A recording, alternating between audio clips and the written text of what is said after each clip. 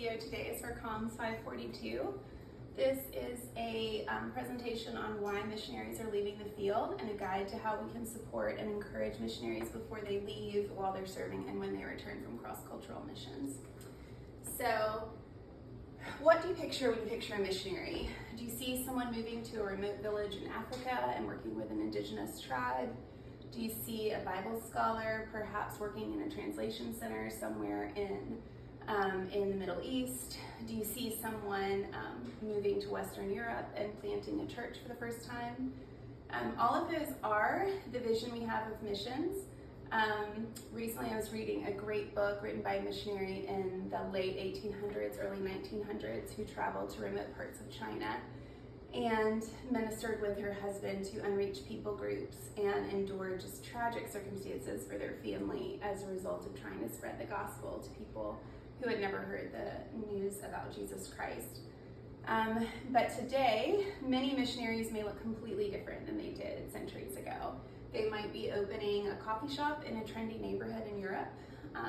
They might be opening a factory that provides jobs in Asia, or a restaurant somewhere in the Middle East.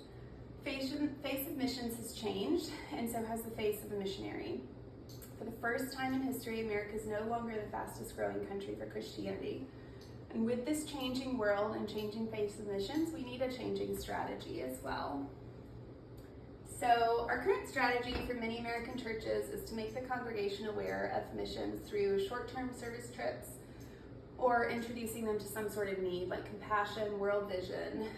For younger generations, YWAM and the World Race are really popular as well to get people introduced to missions.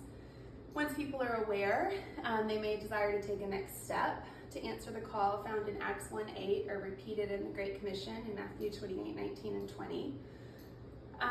And churches tend to prepare missionaries with extensive training and preparation, systems and resources. They'll send missionaries to the field, but that final step of support is often overlooked.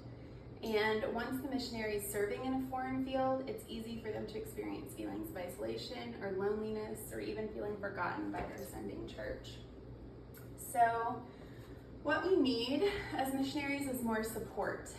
Exact numbers can be hard to find, but the following statistics have all been shown to be true. That the number one reason missionaries return home is a conflict with their peers or their teammates. This is especially tragic because people are watching us as missionaries. So people on the field are watching how we get along with others. We should be known by our love for one another, not by conflict and fighting with one another. That's closely followed by a decrease in financial support, family struggles, either children or parents struggling with relationships, stress and exhaustion, mental health, and volatile international relations. In recent years, the COVID-19 pandemic has also affected the number of missionaries leaving the field. But each of these, with maybe the exception of the international relations and the pandemic, could be addressed with support from the church. So why do we see missionaries leaving the field for preventable reasons? And how do we help? The first thing we can do is we can increase awareness.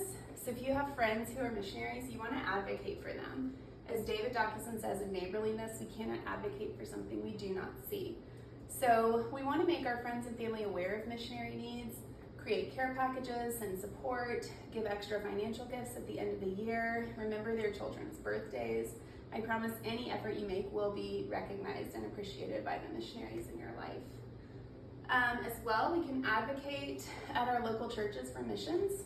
If your church has a missions program and sends long-term missionaries abroad, then ask to meet with the staff responsible for those missionaries and ask them to explain their strategy for care and maybe provide them with additional ideas and solutions of how to support missionaries. If you've read some great articles, if you've read blogs, anything that you've found, just pass those along. We can't expect the missions team to do everything, but we can come alongside them and support them. And then lastly, if you work for a church staff serving missionaries, hire and train staff specifically to care for those missionaries, or outsource this. If you don't have the ability to hire a staff person for this, find someone who is gifted in care, or find someone doing this type of work. There's some great organizations that do this type of work, and partner with them to serve your missionaries. This is different than providing missionaries with just financial support. They also need care. Just continue to be a learner and let your missionaries tell you what they need and how you can meet that need.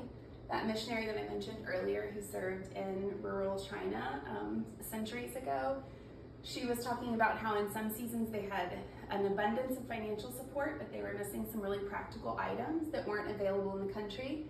And at other times they lacked financial resources, but they had some of those other items. So finding out what a missionary needs and meeting that need can help sustain their service on the field. So in closing, I would just say the whole church has sent out the missionary and we need the whole church to support them. Thanks so much for your time.